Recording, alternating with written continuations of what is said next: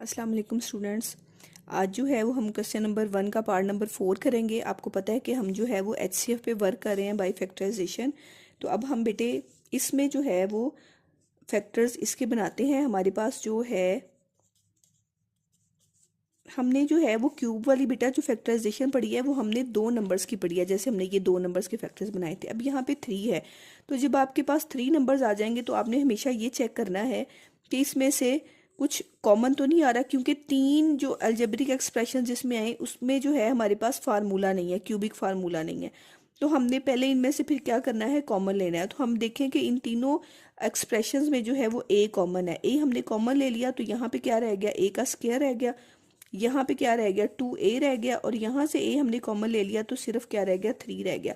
अब ये a तो है हमारे पास बेटे बाहर, और ये अंदर वाले हमारे पास क्या है, क्वाड्रेटिक एक्सप्रेशन आ गया है, जिसकी जो है वो हमने फैक्टराइजेशन मेथड पढ़ा है कि हम क्या करते हैं, कांस्टेंट नंबर को स्क्वायर वाले कोफिशिएंट के साथ मल्टीप्लाई करते हैं। तो यहाँ पे -3 जब 1 के साथ मल्टीप्लाई होगा तो बेटे -3 आएगा। अब -3 जो है वो सिर्फ 1 के टेबल पे आता है या 3 के टेबल पे आता है, मतलब इनके फैक्टर्स जो हैं वो यही दो बनेंगे।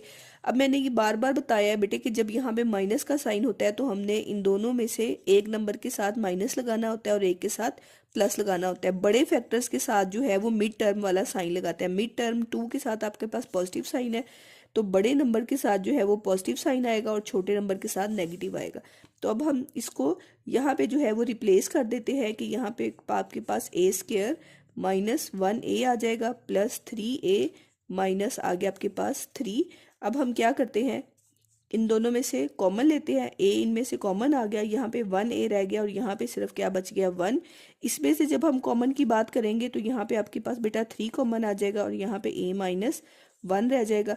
अब हम इन दोनों में से क्या कॉमन ले सकते हैं, a -1 कॉमन ले सकते हैं और यहाँ पे क्या रह जाएगा, a + 3 रह गया। ये जो है वो इसके क्या आ गए, फैक्टर्स, 3 फैक्टर्स आ गए, a -1 और a + 3। अब हम क्या करते हैं, इसकी जो सेकंड एक्सप्रेशन है हम उसकी फैक्टराइजेशन करते हैं।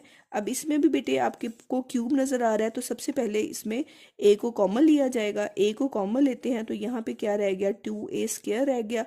यहाँ पे क्या रह गया, 5a रह गया और माइनस आपके पास क्या आ गया, 3 आ गया। यहाँ पे भी हम क्या करेंगे, कांस्टेंट नंबर्स को x² के कोफिशिएंट से मल्टीप्लाई किया। -3 जब 2 के साथ मल्टीप्लाई होगा तो क्या आंसर देगा आपको बेटा, -6 देगा। अब -6 पहले तो 1 के टेबल पे जाएगा, फिर आपके पास वो 2 के टेबल पे जाएगा और फिर 6 1 जार 6।